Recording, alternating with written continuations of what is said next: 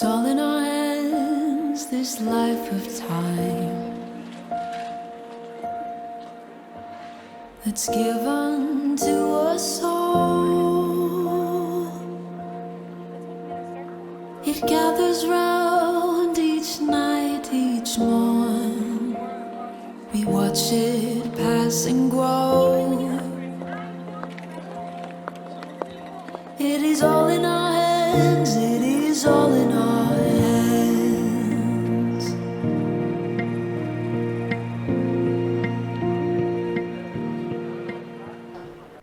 My name is Marina Porter and I'm the manager of the Rape Crisis Centre. I have been here just over 8.5 years now. My name is Noémie. I'm from France. I work as a dance movement psychotherapist for the Donegal Rape Crisis Centre here in Letterkenny. My name is Donna and I'm a counsellor therapist here working with the Rape Crisis Centre in Letterkenny. I've been with the service now since October 2021. My name is Michael O'Toole and I'm the art therapist here in the Donegal Rape Crisis Centre. My name is Niamh Watson. I am the education officer here in Donegal Rape Crisis Centre and I run the schools programme here.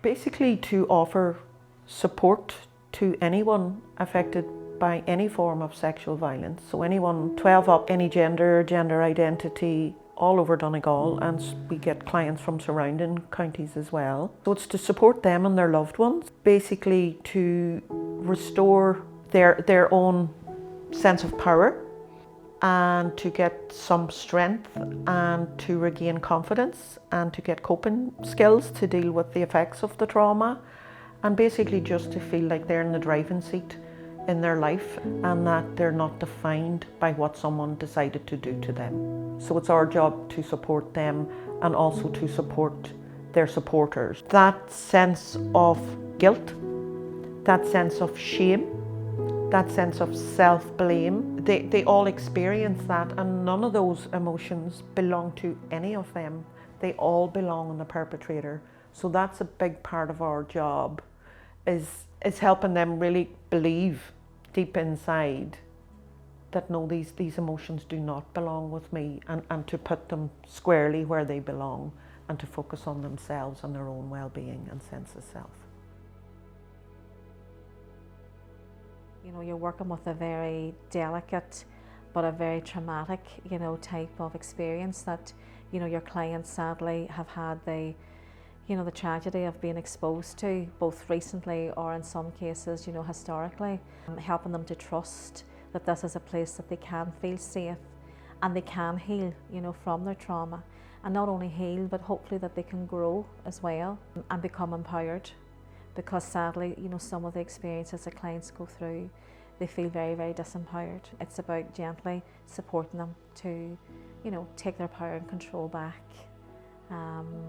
And to not be defined by what has happened to them. There's obviously no pressure. It's letting them obviously know that the service exists.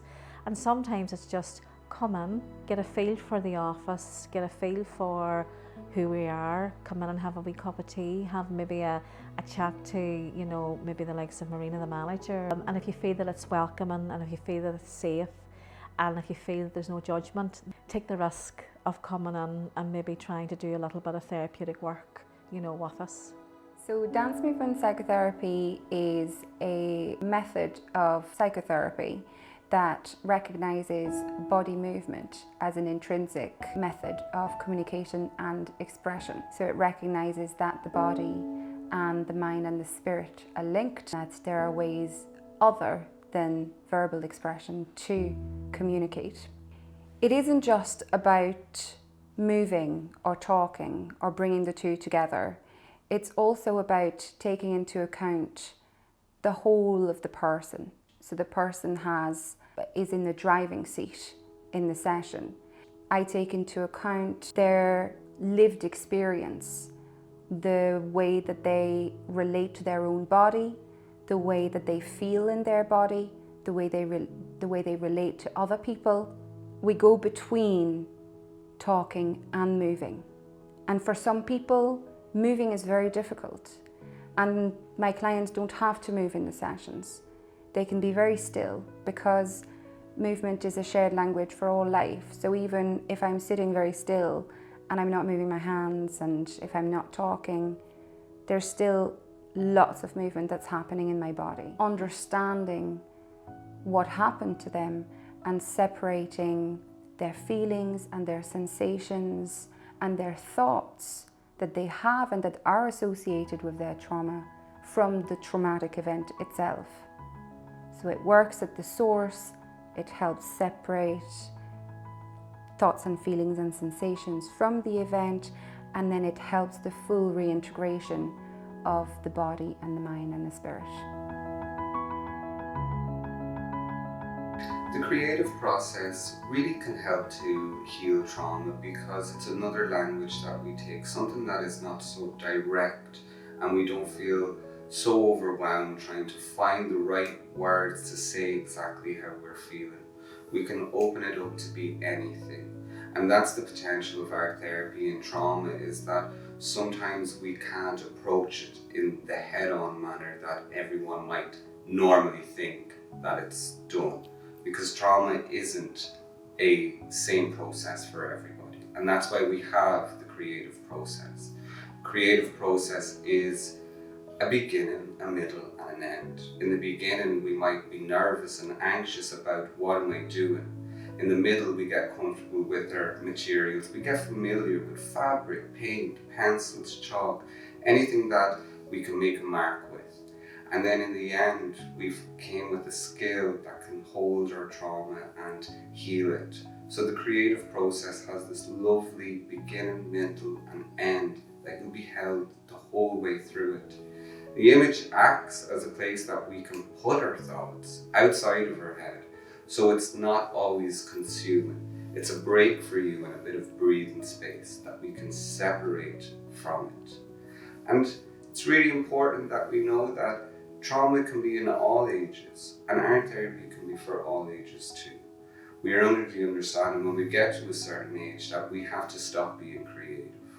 Well, let's bust that myth. We're here to show that there's always a language, there's always a way, and there's always hope in the way we take on trauma.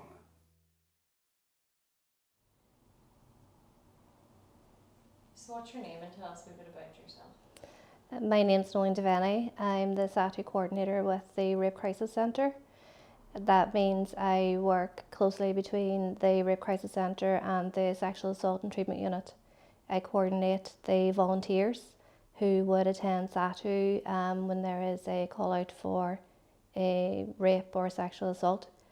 I suppose it's important to note that the Rape Crisis Centre and SATU are two separate entities, in that once you attend SATU, that's for your medical physical needs, and the Rape Crisis Centre is for your well-being, it's for your psychological needs. The SATU is a 24-hour, 7-day a week, 365 days a year service. The SATU is there for historical needs as well as your more recent incidents. So if there was, I suppose, a rape or a sexual assault that happened more recent, then they're open for that. But also if you've encountered a rape or a sexual assault in the past, then you could go there and have your health needs met. There's also, I suppose, if you aren't sure, you have a feeling maybe that there may have something that's taken place, then you can also attend, and they will be able to kind of look after your health needs there.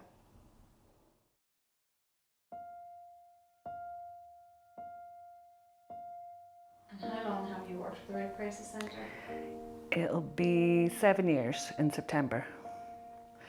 I would say there's lots of rewarding elements to our job, but one of the most rewarding elements is being able to offer people hope at a time when they are so hopeless.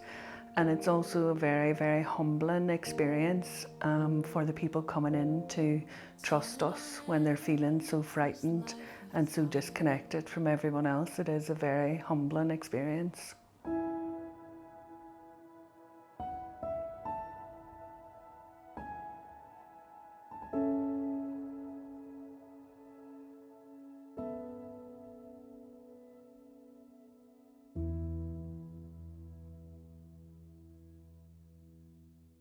So we go out to secondary schools mostly to talk to 16 and 17-year-olds about consent and attempt to give them the proper information needed to keep themselves and others safe throughout their lifespan. The word consent is thrown around a lot, but a lot of people don't actually know what it means, and a lot of young people don't have these conversations at home. So it's about expanding young people's knowledge about consent and healthy relationships and enabling them to look after themselves and others in the future. Funding is a huge issue. We're always looking for more counselling hours and always looking for more therapists because we continually have new referrals every week and a huge waiting list. Funding and donations are really vital to the Rape Crisis Centre, as we are a free service, and this service does have to be free because otherwise so many people who really need support would not be able to afford it. So we do rely heavily on funding. The need grows, so does the need for more funding, more counsellors.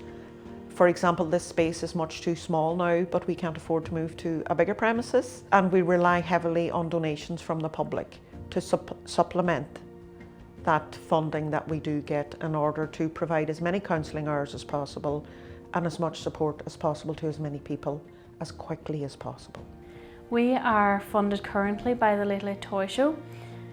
They fund 4 hours a week, so at the minute it's all grant based. We're not currently government funded, so a lot of it is based on fundraising and grant applications, so it's a long process, but we get there. Our donations are so important whenever it comes to the schools programme, particularly since there is a lack of government funding. We depend a lot on public donations and fundraising efforts. People can support the Rape Crisis Centre by organising a fundraiser, by donating, by perhaps volunteering. We do training here for volunteers for SATU, the Sexual Assault Treatment Unit. We do training for court accompaniment also.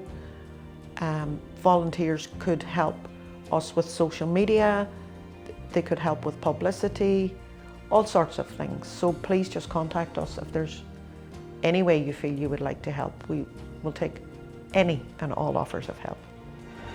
It is all in our hands, it is all in our hands.